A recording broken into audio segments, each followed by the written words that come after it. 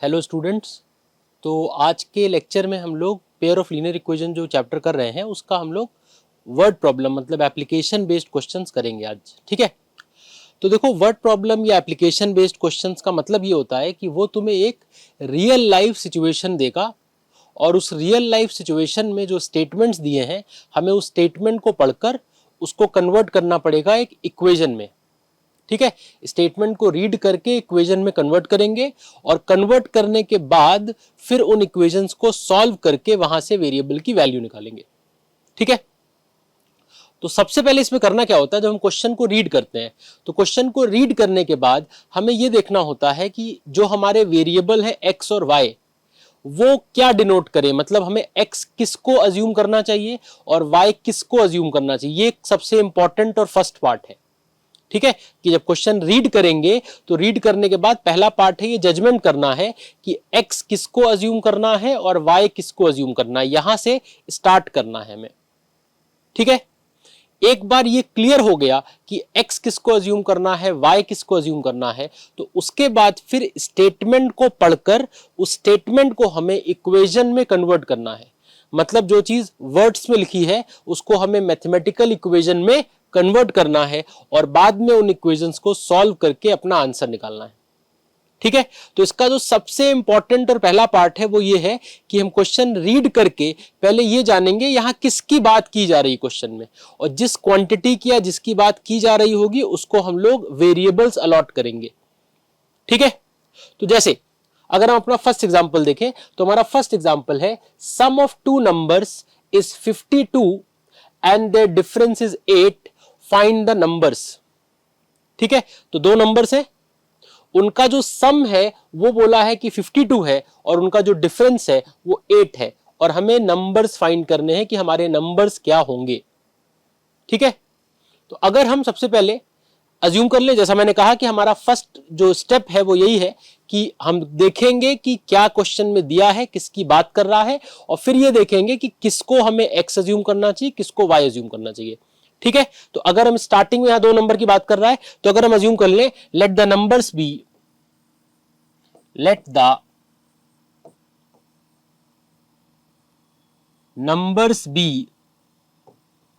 X and Y.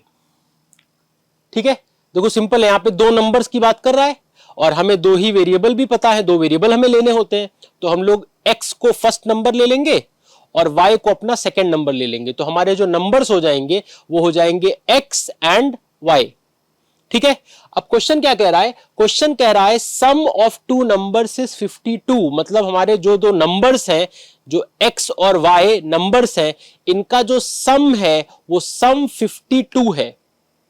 ठीक, तो अगर इस स्टेटमेंट को हम इक्वेशन में कन्वर्ट करें, जैसा मैंने बोला ना, वेरिएबल अज्यूम करने के बाद अपने स्टेटमेंट को इक्वेशन में कन्वर्ट करना होता है, तो अगर इस स्टेटमेंट को हम इक्वेशन में कन्वर्ट करेंगे तो हमारी जो फर्स्ट इक्वेशन आएगी वो आएगी, देखो कह रहा है sum of two numbers is 52, तो सम मतलब ऐड करना है। अच्छा, हमारे जो दो नंबर्स हैं वो क्या है, हमारे नंबर्स हैं एक्स एंड वाई। तो क्वेश्चन ये कह रहा है कि एक्स और वाई का सम मतलब X plus y is equals to 52, ये हमारी फर्स्ट इक्वेशन होगी। ये क्लियर है। फिर कह रहा है एंड देयर डिफरेंस इज 8, तो मतलब उन दोनों का जो डिफरेंस है वो डिफरेंस 8 का है। अच्छा, डिफरेंस मतलब x में से y को सब्ट्रैक्ट कर देंगे, तो अगर हम x माइनस वाई करें तो ये 8 आएगा। ठीक है, तो हमारी फर्स्ट इक्वेशन हो गई x plus Y equals to 52 और हमारी सेकेंड इक्वेशन हो गई x minus Y is equals to 8। ठीक, अब जैसा कि हम लोग मेथड जानते हैं, हमने एलिमिनेशन मेथड पढ़ा है, सब्स्टिट्यूशन मेथड पढ़ा है, जो मेथड हमें कंपैरेटिवली इजी लगेगा अप्लाई करने में, हमें जिसकी ज्यादा प्रैक्टिस हो हम वो अपने अकॉर्डिंग अप्लाई कर सकते हैं। ऐसा कोई रूल नहीं है कि उसी मेथड से करना है। ठीक है, तो ज्यादातर लोगों को, मुझे पर्सनली एलिमिनेशन ज्यादा इजी लगता है तो हम इसको एलिमिनेशन मेथड से सॉल्व कर रहे हैं।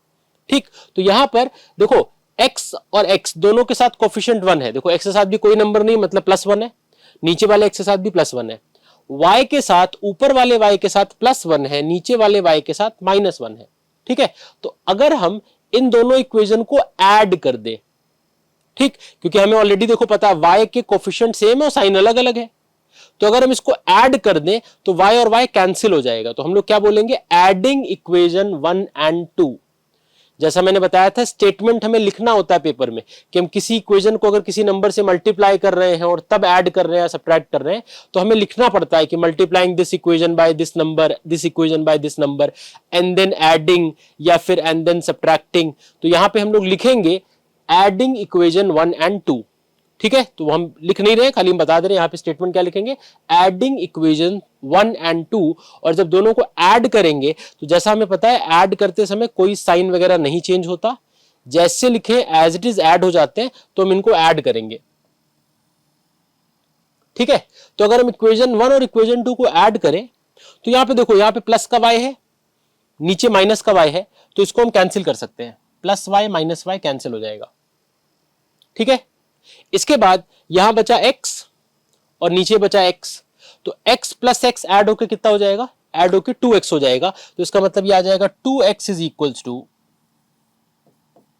यहां पे ऐड करो 52 प्लस 8 कितना हो जाएगा 60।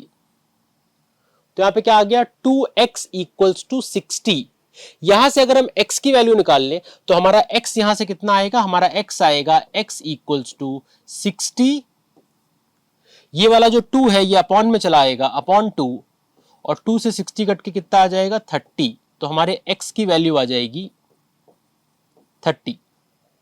ठीक है, एक बार हमने एक वैल्यू निकाल ली, मतलब एक बार एक वेरिएबल आ गया, तो जैसा हम लोग अब तक कर रहे थे कि फिर हम उस वेरिएबल की वैल्यू को किसी भी इक्वेशन में 1 या 2 में सब्स्टिट्यूट करके वहां से दूसरी वैल्यू निकाल सकते हैं। तो हमारे x की वैल्यू जो आई है वो 30 आई है। अगर इस वैल्यू को हम इक्वेशन 1 में सब्स्टिट्यूट कर दें तो फ्रॉम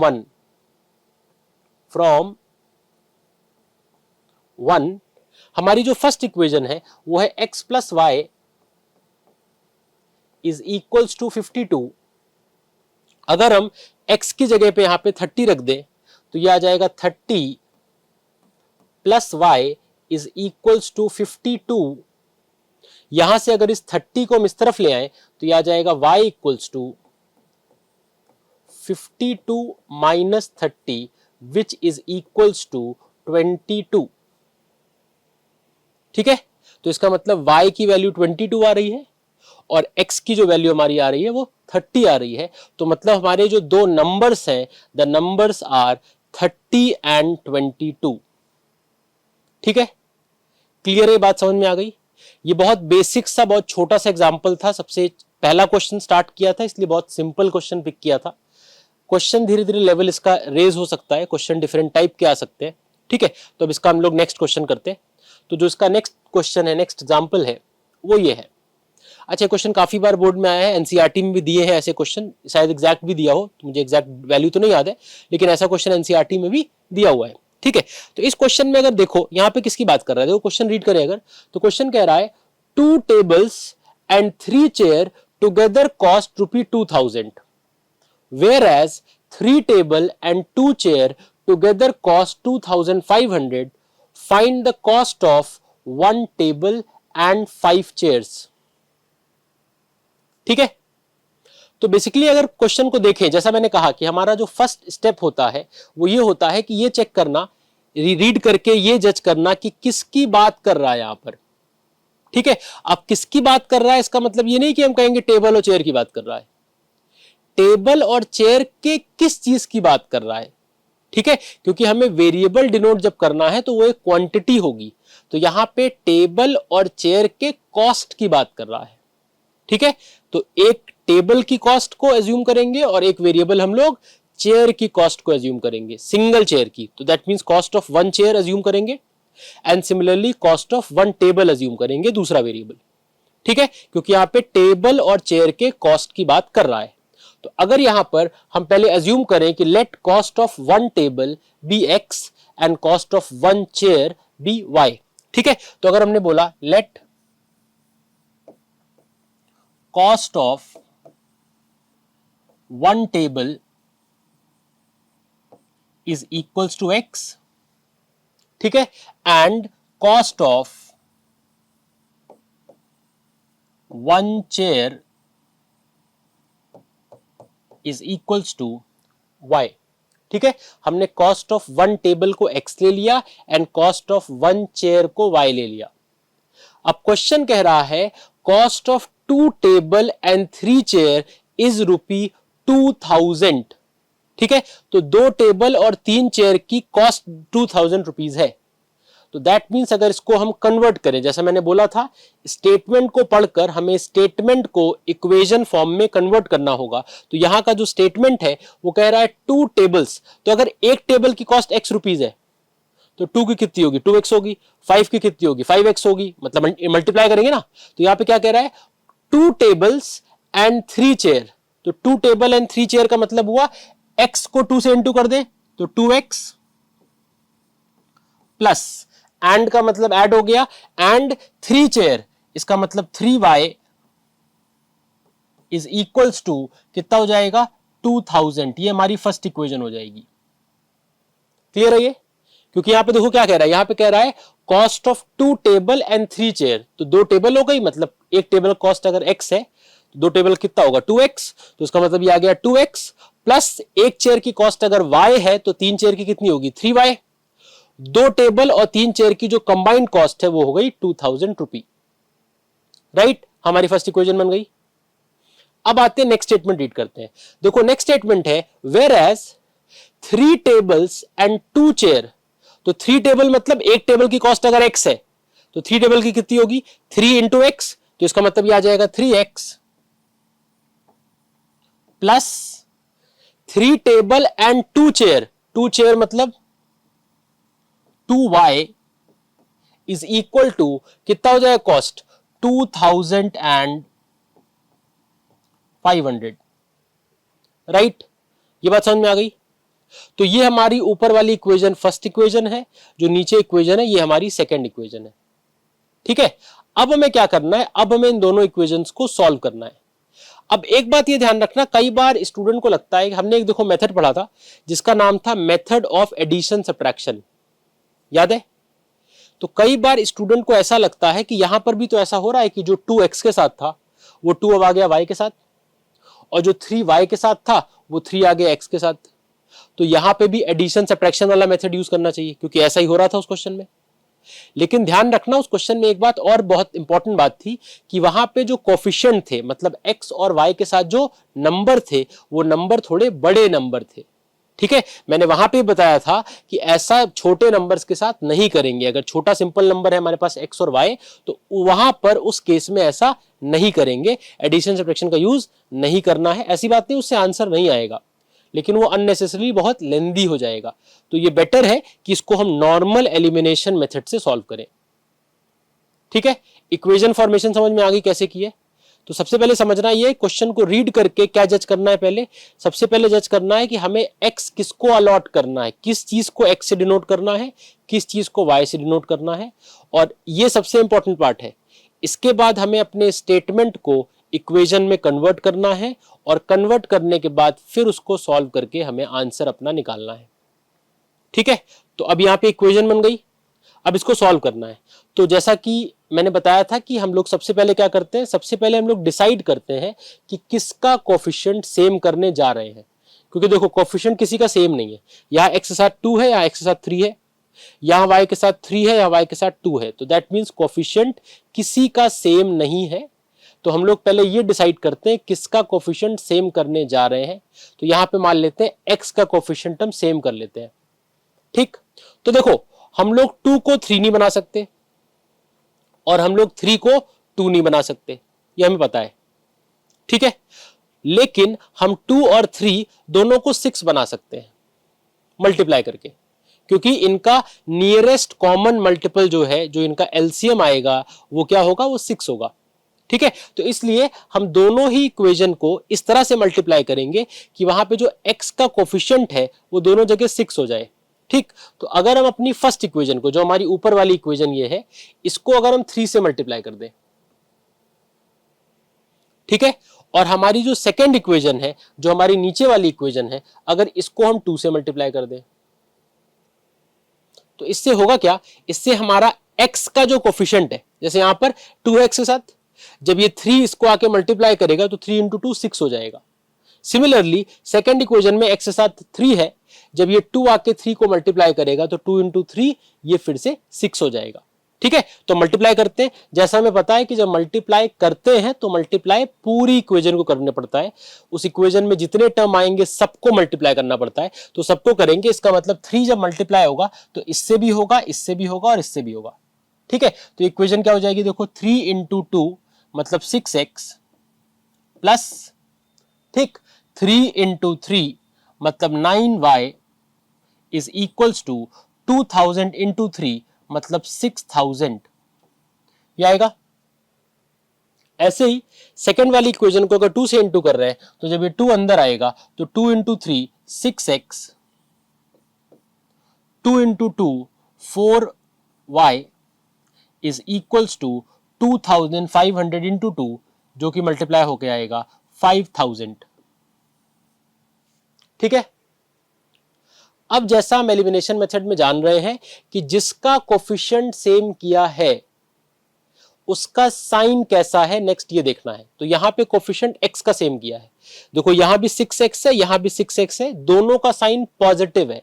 और जैसा हमने देखा था कि अगर दोनों का साइन सेम होता है तब हम इक्वेशंस को सब्ट्रैक्ट करते हैं ताकि 6x से 6x कैंसिल हो जाए, क्योंकि साइन जब डिफरेंट होगा वो कैंसिल होगा, तभी फायदा है हमारा। तो यहां पर देखो क्या है, यहां पे 6x है, नीचे भी 6x है। ठीक है, अगर हम चाहते हैं 6x से 6x कट जाए तो हमें नीचे वाले 6x का साइन बदलना पड़ेगा। और साइन कब बदलता है, जब हम इक्वेशंस को सब्ट्रैक्ट करते हैं। तो अभी हम क्या करेंगे, ऊपर वाली इक्वेशन में से नीचे वाली इक्वेशन को सब्ट्रैक्ट करेंगे, और जब सब्ट्रैक्ट करेंगे तो नीचे वाली इक्वेशंस के सारे साइंस रिवर्स हो जाएंगे। इसका मतलब ये हो जाएगा माइनस माइनस एंड माइनस। ठीक है, ये कैंसिल हो गया। अच्छा, 9y में से अगर 4y माइनस करेंगे तो 9 माइनस 4 आ जाएगा 5y इज इक्वल्स टू, अगर हम 6000 में से 5000 माइनस करेंगे तो यह आएगा 1000। ठीक है, यहां से क्योंकि 5y है, अगर 5 को अपॉन में ले आए तो यहां से जो y की वैल्यू आएगी वो आएगी y equals to 1000 upon 5 which is equals to 200। ठीक है, तो यहां से y की वैल्यू हमारी आ रही है 200।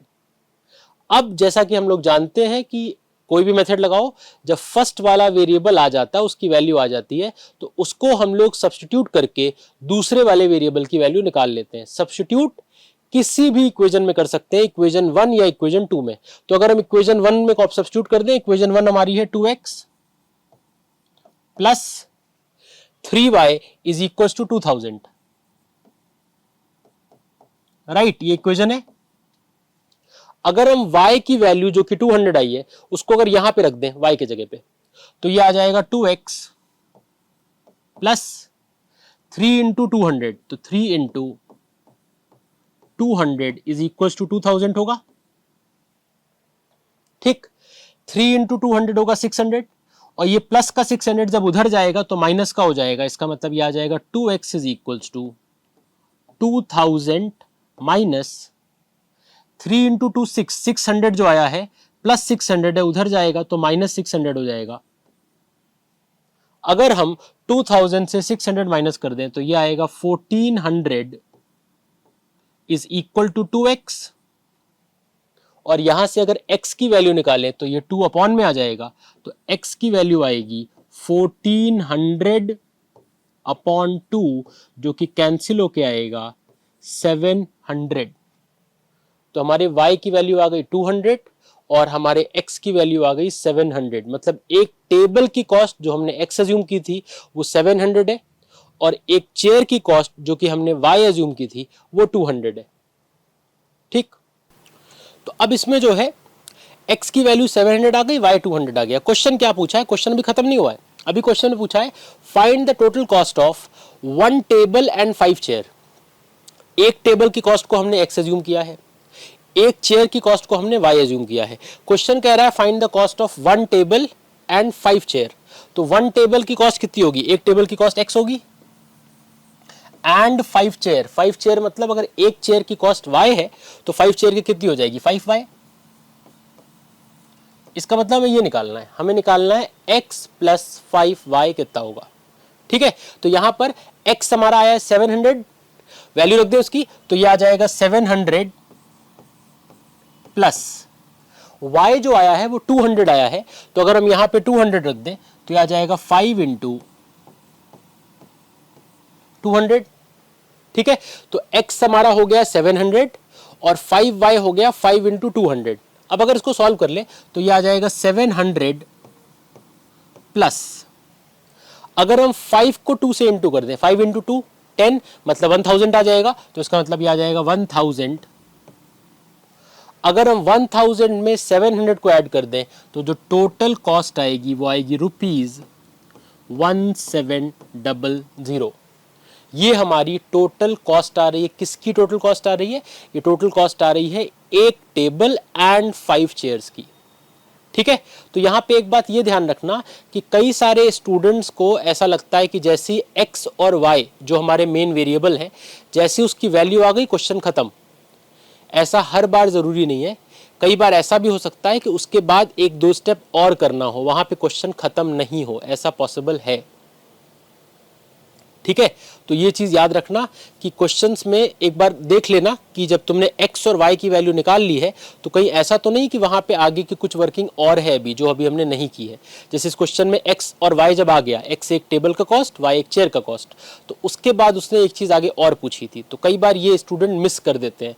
तो पेपर में x और y या वेरिएबल जो भी है वो वेरिएबल की वैल्यू निकालने के बाद एक बार क्वेश्चन की लास्ट लाइन जरूर रीड कर लेना कि क्वेश्चन में हमें क्या चीज फाइंड करना था, वो हमने निकाल लिया है या अभी नहीं निकाला है।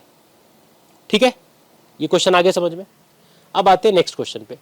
नेक्स्ट क्वेश्चन है हमारा ये, अच्छा ये बोर्ड में आया हुआ क्वेश्चन है। क्वेश्चन क्या कह रहा है देखो, in the given figure ABCD is a rectangle, find the values of x and y। मतलब ये एक फिगर दिया हुआ है, इस फिगर में उसने बोला है ABCD एक रेक्टेंगल है। ठीक है, और रेक्टेंगल में हमें पता है कि रेक्टेंगल की जो ऑपोजिट साइड्स होती हैं उसकी लेंथ इक्वल होती है। ठीक है, एक रेक्टेंगल की ऑपोजिट साइड्स की लेंथ इक्वल होती है। ठीक है, यहां पे क्या बोल रखा है, यहां पे देखो DC एक साइड है और उसके ऑपोजिट AB एक साइड है।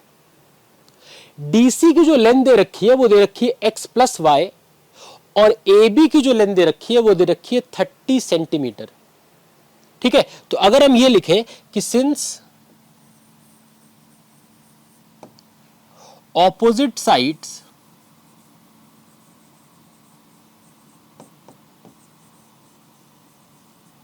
Of a rectangle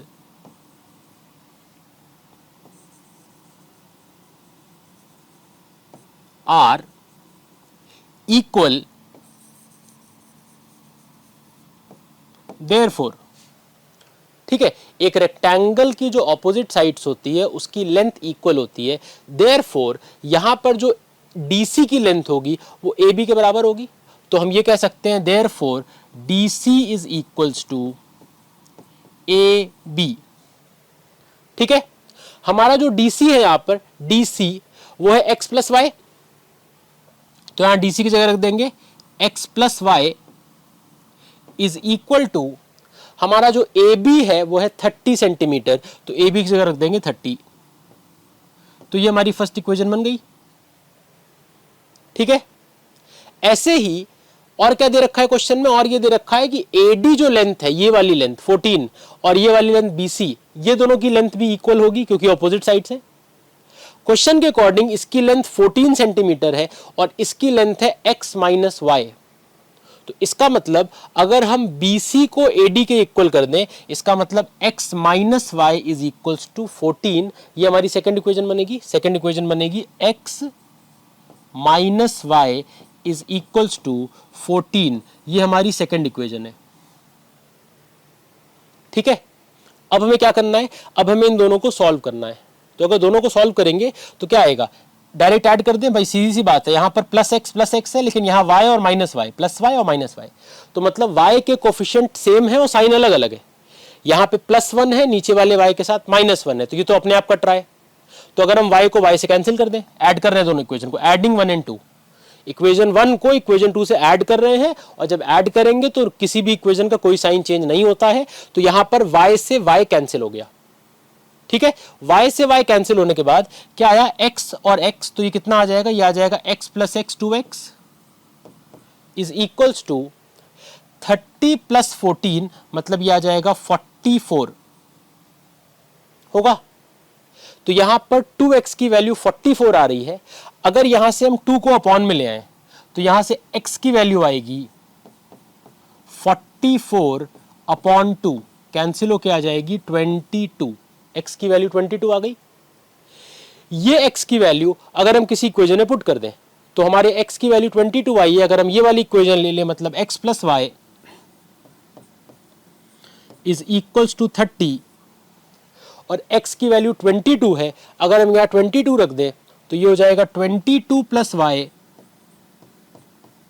is equals to 30।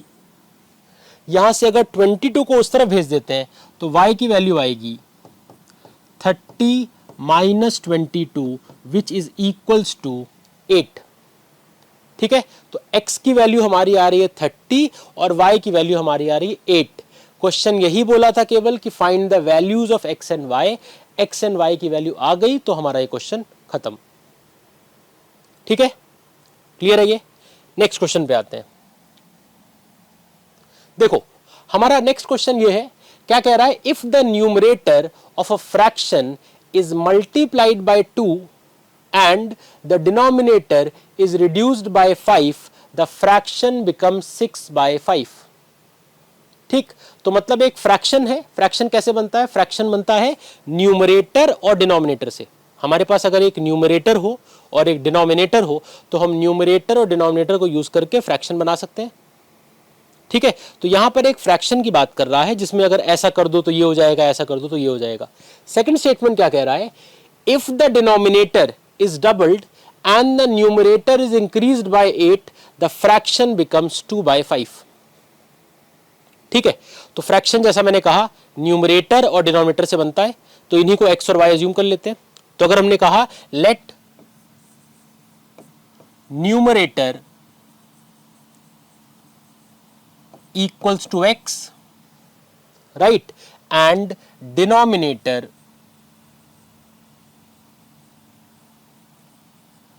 Is equals to y। ठीक है, तो फ्रैक्शन क्या बन जाएगा हमारा, अगर न्यूमरेटर x है और डिनोमिनेटर y है तो फ्रैक्शन क्या होगा, फ्रैक्शन होगा x अपॉन y। तो हमारा फ्रैक्शन हो जाएगा x अपॉन y। राइट, ये समझ में आ गया। अब क्वेश्चन क्या कह रहा है, क्वेश्चन कह रहा है if the numerator of a fraction is multiplied by 2, इसका मतलब न्यूमरेटर x है, अगर इसको 2 से मल्टीप्लाई कर दो, and the denominator is reduced by 5, मतलब अगर न्यूमरेटर को 2 से मल्टीप्लाई कर दो तो ये आ जाएगा 2x, and denominator is reduced by 5, मतलब डिनोमिनेटर जो y है उससे 5 रिड्यूस कर दो, रिड्यूस मतलब 5 माइनस कर दो, तो इसका मतलब y माइनस 5 कर दो। ठीक है, then the fraction becomes 6 by 5। Question ये कह रहा है ऐसा कर दो अगर, तो ऐसा करने पर जो हमारा फ्रैक्शन है वो किसके इक्वल हो जाएगा, फ्रैक्शन इक्वल हो जाएगा 6 by 5 के। ठीक है, ये हमारी फर्स्ट इक्वेशन हो गई। ये क्लियर है। क्वेश्चन में यही बोला था कि हमारा अगर फ्रैक्शन x अपॉन y है तो क्वेश्चन क्या बोल रहा था, if the fraction, if the numerator is multiplied by 2, तो मतलब जो न्यूमरेटर x है उसको इंटू 2 कर दो, and the denominator is reduced by 5, मतलब अगर y माइनस 5 कर दो तो फ्रैक्शन क्या बन जाता है, इट बिकम्स 6 by 5, तो ये हो गया 6 by 5। ठीक है, अब एक काम करें, इसको मल्टीप्लाई करके इक्वेशन बना ले, तो यहां से ये 5 ऊपर जाएगा, 5 इंटू 2 कितना आएगा 10x, तो ये आ जाएगा हमारा 10x इज इक्वल्स टू 6, यही रहेगा, ये 5 माइनस वाई, 5 माइनस 5 ऊपर आएगा तो y माइनस 5 मल्टीप्लाई होगा, तो ये आ जाएगा 10x इक्वल्स टू 6 अंदर जाएगा तो 6y माइनस 6 इंटू 5 आ जाएगा माइनस 30। अगर हम 6y को इधर ले आए तो हमारी फर्स्ट इक्वेशन बन के आती है 10x माइनस 6y। देखो 10x 6y इधर आएगा, -6y इज इक्वल्स टू -30। ठीक है। अब एक बात ये ध्यान रखनी है कि ऐसा कुछ करा नहीं है, मतलब फ्रैक्शन अभी भी x अपॉन वाई है। क्वेश्चन ये कह रहा था कि अगर ऐसा कर दो, देखो यहां पे एक वर्ड आगे लगा इफ, दैट मींस मल्टीप्लाई करा नहीं न्यूमरेटर को 2 से, वो ये कह रहा था अगर कर दोगे तो ये हो जाएगा, अगर इसको 2 से मल्टीप्लाई कर दोगे, इससे 5 माइनस कर दोगे तो ये आ जाएगा। लेकिन फ्रैक्शन अभी भी कितना है, अभी भी हमारा ओरिजिनल फ्रैक्शन है x अपॉन वाई। अब ये एक नया केस बता रहा है। नया केस क्या बता रहा है? नया केस बता रहा है and if the denominator is doubled and the numerator is increased by 8, मतलब अगर न्यूमरेटर जो x है हमारा उसको इंक्रीज कर दें बाय 8, तो मतलब अगर न्यूमरेटर को बना दे x प्लस 8 एंड जो डिनोमिनेटर है द डिनोमिनेटर इज डबल्ड, तो डिनोमिनेटर जो हमारा y है अगर हम उसको डबल कर दें तो इसका मतलब वो बन जाएगा 2y,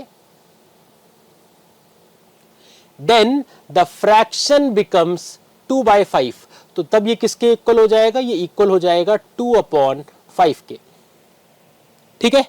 तो वो ये कह रहा है कि अगर हम न्यूमरेटर में +8 कर दें, उसको इंक्रीज कर दें बाय 8 और डिनोमिनेटर को डबल कर दें, मतलब y को 2y कर दें, तो फ्रैक्शन हमारा 2/5 हो जाएगा। इसको क्रॉस मल्टीप्लाई करें तो मल्टीप्लाई करेंगे, 5 जाके ऊपर मल्टीप्लाई होगा तो आ जाएगा 5x प्लस 5 इंटू 8 हो जाएगा 40 is equals to 2y into 2 हो जाएगा 4y। यहां से अगर हम 4y को इस तरफ ले आते हैं तो यह आ जाएगा 5x minus 4y is equals to -40। ये हमारी सेकेंड इक्वेशन हो गई। ठीक है। अब हम लोग फर्स्ट और सेकंड को सॉल्व करेंगे। हमारी फर्स्ट इक्वेशन ये थी, तो अगर हम इस वाली इक्वेशन को 2 से मल्टीप्लाई कर दें और फिर इस इक्वेशन से सब्ट्रैक्ट कर दें, तो मतलब हमारी, क्योंकि यहाँ पे 10 है यहाँ पे 5 है, तो अगर हमें 10 और 5 को सेम बनाना है तो यहाँ पे 10 है ऑलरेडी, अगर इस इक्वेशन को हम 2 से इंटू कर दें तो ये 5 भी हमारा 10 हो जाएगा। ठीक है। तो हमारी फर्स्ट इक्वेशन को कॉपी कर ले ऐसे, तो 10x minus 6y is equals to -30। और अगर अपनी सेकंड वाली इक्वेशन जो कि हमारी ये इक्वेशन है, इसको हम 2 से इंटू कर दें, तो 2 से इंटू करेंगे, 5 इंटू 2 हो जाएगा 10x। ठीक है। 4 इंटू 2 हो जाएगा -8y is equals to 40 into 2 हो जाएगा -80। ठीक। अब जैसा हम देख रहे हैं कि यहां पे +10 है, नीचे ही +10 है, ये कैंसिल तब होगा जब इसका साइन डिफरेंट होगा। साइन डिफरेंट करने के लिए हमें साइन चेंज करना पड़ेगा। चेंज करने का मतलब हमें इक्वेशन, ऊपर वाली इक्वेशन में से, फर्स्ट में से सेकंड इक्वेशन को सब्ट्रैक्ट करना पड़ेगा। तो हम जब सब्ट्रैक्ट करेंगे तो यहाँ पे क्या होगा? साइन चेंज होंगे, ये हो जाएगा माइनस, ये हो जाएगा प्लस और ये हो जाएगा प्लस। ठीक है। 10x माइनस 10x ये कट गया। अच्छा, इस 8y का साइन माइनस नहीं है, अब ये चेंज होकर प्लस हो गया है, तो ये 8y माइनस 6y है, प्लस का 8y माइनस का 6y, तो इसका मतलब ये आएगा 2y is equals to 80 plus का, क्योंकि 80 का नया साइन प्लस है, 80 माइनस 30 मतलब ये 50 आएगा। यहां से अगर हम y निकालेंगे तो ये जो 2 है ये 2 अपॉन में आ जाएगा, तो यहां से y की वैल्यू आएगी 50, यहां पे है 2 अपॉन में आएगा, तो 50 अपॉन 2 मतलब y की वैल्यू आ जाएगी 25। ठीक है। y की वैल्यू 25 आ गई। अब ये y हम किसी भी इक्वेशन में सब्स्टिट्यूट कर सकते हैं, वहां से x निकाल सकते हैं। ऐसे अगर y 25 हम यहाँ पे उर्ली करके बता रहे हैं, यहाँ सब्स्टिट्यूट कर दें तो 6 इंटू 25 हो जाएगा 150, 150 उधर आएगा तो प्लस 150, 150 माइनस 30 होगा 120, और अगर उसको 10 से डिवाइड कर दें तो 12, तो इसका मतलब x की वैल्यू 12 आ रही है। तो हमारा जो फ्रैक्शन आएगा, याद रखना क्वेश्चन में क्या पूछा है, क्वेश्चन ने पूछा फाइंड द फ्रैक्शन, तो हमारा x 12 आ रहा है और y हमारा 25 आ रहा है। फ्रैक्शन क्या अज्यूम किया था, क्योंकि x हमारा न्यूमरेटर है, y डिनोमिनेटर है, तो हमारा जो फ्रैक्शन आएगा वो आएगा 12/25। ठीक है। ये समझ में आ गया। तो बस इस लेक्चर में इतना ही, बाकी फिर हम लोग कुछ और टाइप की वर्ड प्रॉब्लम नेक्स्ट लेक्चर में कंटिन्यू करेंगे।